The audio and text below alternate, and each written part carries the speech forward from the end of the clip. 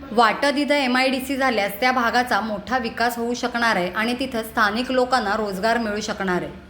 उद्योगधंद्यांवर आपला विकास अवलंबून असतो। प्रदूषणविरहित उद्योग आल्यास तरुण वर्ग मुंबईत जाणार नाही, तसंच या भागाची प्रगती होईल। त्यामुळे आम्ही लोकांशी संवाद साधण्यासाठी या भागातील लोकांशी संपर्क साधला, अशी माहिती रत्नागिरी जिल्हा पोलीस अधीक्षक नितीन बगाटे यांनी दिली।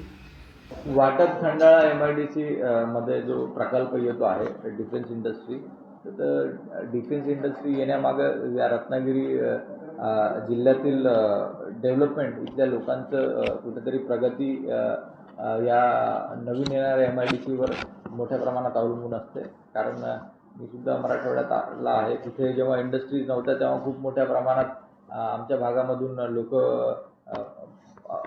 मायग्रेशन बाहेर करायचे आणि नोकरीसाठी असो किंवा तिथे रस्ते नव्हते, सुविधा नव्हत्या म्हणून। पण जशी MIDC स्थापन झाली तशा आमच्या इथे सुविधा आल्या, आमच्या इथे कॉलेजेस आले, आमच्या इथं रस्ते झाले, इन्फ्रास्ट्रक्चर डेव्हलप झालं आणि आमच्या भागाची निश्चितपणे प्रगती झाली।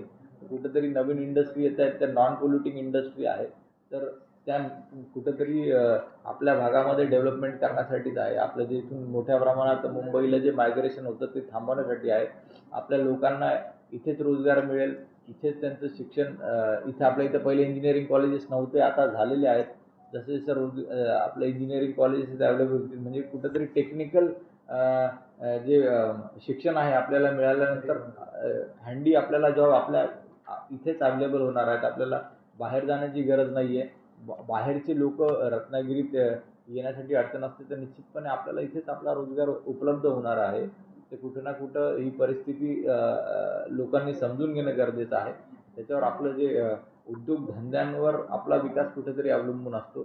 आपले रस्ते इथे बनतील, इथे हायवेज बनतील नवीन, इथे एअरपोर्ट येईल, इथे नवीन इंजिनिअरिंग कॉलेजेस येतील, मेडिकल कॉलेजेस येतील, जेणेकरून आपला जो तरुण वर्ग आहे जो मुंबईकडे पळतोय तो कुठेतरी ते मुंबईकडे जाणं, त्यांचा ओढा तो आहे तो थांबेल आणि कोकणातले लोक जे कोकणातच राहतील आणि कोकणाचा जो विकास आहे कुठेतरी रखडलेला तो ह्याच्यामधून विकास होईल। अशा नवीन इंडस्ट्री, नॉन पोल्युटिंग इंडस्ट्री आल्यामुळे असं मला वाटतं। त्यामुळे ती लोकांचीही प्रशासनाकडून, पोलीस प्रशासनाकडून आम्हालाही लोकांशी संवाद साधणं गरजेचं होतं। तर त्याचाच एक भाग म्हणून आम्ही तिथल्या गावपाड्यांना भेट दिली आणि तिथल्या लोकांशी संवाद साधला, त्यांच्या भावना समजून घेतल्या।